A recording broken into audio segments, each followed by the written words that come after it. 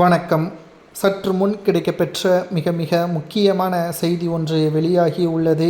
அதிமுக சார்பில் கிறிஸ்துமஸ் பெருவிழா எடப்பாடி பழனிசாமி தலைமையில் நடைபெறுகிறது. டிசம்பர் 16 அனைத்திந்திய அண்ணா திராவிட முன்னேற்ற கழகத்தின் சார்பில் ஆண்டுதோறும் நடைபெறும் கிறிஸ்துமஸ் பெருவிழா நிகழ்ச்சியானது இந்த ஆண்டு சென்னை கீழ்ப்பாக்கத்தில் உள்ள CSI லைட் ஆடிட்டோரியத்தில் கோலாகலமாக நடைபெற உள்ளது. கழக பொதுச் செயலாளரும் சட்டமன்ற எதிர்க்கட்சித் தலைவரும் முன்னாள் முதலமைச்சருமான எடப்பாடி பழனிசாமி அவர்கள் இந்த விழாவில் கலந்து கொண்டு சிறப்புரையாற்றுவார் என்ற தகவல் தற்பொழுது கிடைக்கப்பெற்றுள்ளது. சிறுபான்மை மக்களின் பாதுகாப்புக்கு அரணாக அதிமுக.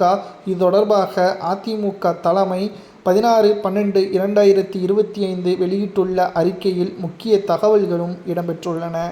அறிக்கையில் குறிப்பிடப்பட்டுள்ள மிக முக்கியமான தகவல்களை நாம் பார்க்கும் பொழுது, கழகத்தில் சிறுபான்மை மக்களது பாதுகாப்புக்கு அரணாக என்றென்றும் அதிமுக விளங்கும் என்றும், குறிப்பாக பெரும் மகிழ்ச்சி தமிழகத்தில் இருக்க வேண்டும் என்றால் அதிமுக ஆட்சி அமைய வேண்டும். ஜெயலலிதா வழியில் எடப்பாடி பழனிசாமி அவர்கள் செயல்படுவதாக அதிமுகவின் நிர்வாகிகள் கூறி வருகிறார்கள். மறைந்த முதலமைச்சரும் கழகத்தின் நிரந்தர பொதுச் செயலாளருமாக இருந்த ஜெயலலிதா அவர்கள் கிறிஸ்துமஸ் பெருவிழாக்களை கௌரவிக்கும் விதமாக கழகத்தின் சார்பில் ஒவ்வொரு ஆண்டும் கிறிஸ்துமஸ் பெருவிழா நிகழ்ச்சியை சிறப்புடன் நடத்தி வந்தார்கள். அன்னாரின் வழியை பின்பற்றி ஜெயலலிதாவை தொடர்ந்து கழக பொதுச் செயலாளர் எடப்பாடி பழனிசாமி அவர்களும் கிறிஸ்துமஸ் பெருவிழா நிகழ்ச்சியை தொடர்ந்து நடத்தி வருவதாகவும், இந்த ஆண்டும் அதேபோல் நிகழ்ச்சிகளை நடத்துவதாகவும் தற்பொழுது தகவல்கள் கிடைக்கப்பெற்றுள்ளது.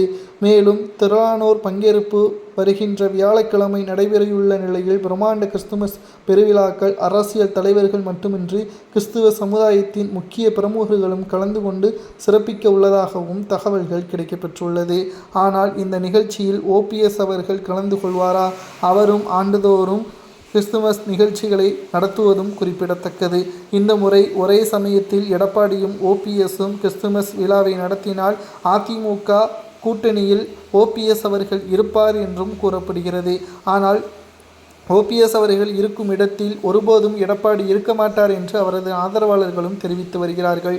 கிறிஸ்துமஸ் நிகழ்ச்சியிலாவது OPS உடன் எடப்பாடி பழனிசாமி அவர்கள் பங்கேற்றால் நிச்சயம் அது OPS அவர்களை NDA கூட்டணியில் இணைத்தது போல் உறுதியாகிவிடும்.